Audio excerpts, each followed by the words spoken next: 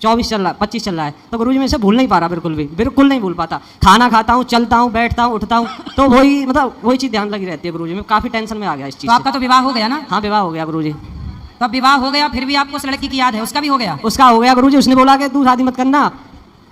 अब गुरुजी उसने शादी कर ली, और उसके बाद मैंने काफ़ी टाइम शादी नहीं की। फिर उसने शादी कर ली? शादी कर ली, मतलब धोखा दे के भाग गई वो। तो फिर ऐसे धोखेबाजों को भूल जाओ ना। लेकिन मैं भूल ही नहीं पा रहा उसको। मैंने इसकी दवाई भी ली है। इसकी क्या दवाई होती है? डिप्रेशन की दवाई ली है गुरुजी। किसी लड़की को भूल जाने की भी कोई दवाई आती है बाजार में? दिखाया था, नींद इतनी आती थी गुरुजी इस चीज़ के लिए। अब देखो आपकी शादी हो गई, आपकी बच्ची भी है ना? बच्ची है एक 5 साल की। अब देखो बेटी हो गई, आपकी पत्नी है। आपकी पत्नी को पता है कि आप पहले किसी से प्यार करते थे? हाँ, बता दिया गुरुजी मैंने। तो पत्नी खुश है? और खुश क्या, मैंने बता दिया, जो है वो तो बताना पड़ेगा गुरुजी। क्लियर क्या है, झूठ बोलना क्या? अब तो कम से कम उसे भूल जाओ, नहीं आपके चक्कर में वो अपने वाले को ड्रम में पैक करके ना जाए। गुरुजी भूल ही नहीं पाता मैं, बिल्कुल नहीं भूल पाता। कोशिश करता हूँ, चलता हूँ, बाइक पे चल रहा हूँ, रास्ते में जा रहा हूँ, बैठा हूँ, खाना खा रहा हूँ, कुछ भी है, मतलब वो चीज़ माइंड से निकलती नहीं है गुरुजी मेरे। निकालने की कोशिश करता हूँ।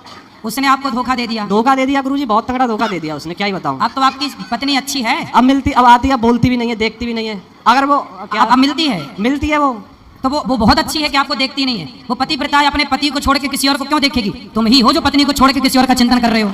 वो अच्छी है, तुम गलत हो।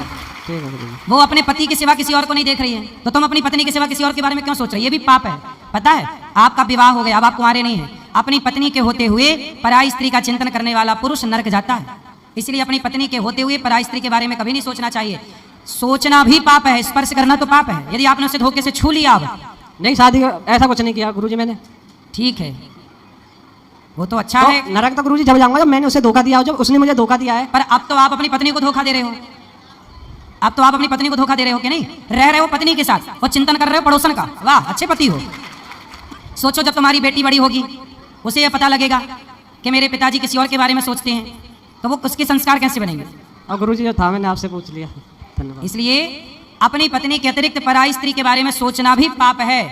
यह हर पुरुष के लिए है। और अपने पति के अतिरिक्त पराई स्त्री के बारे में सोचना, स्त्रियां यदि अपने पति के अतिरिक्त पराई पुरुष के बारे में सोच रही हैं, वो पाप है। और पुरुष अपनी पत्नी के अतिरिक्त पराई स्त्री के बारे में सोच रहा है, ये भी पाप है।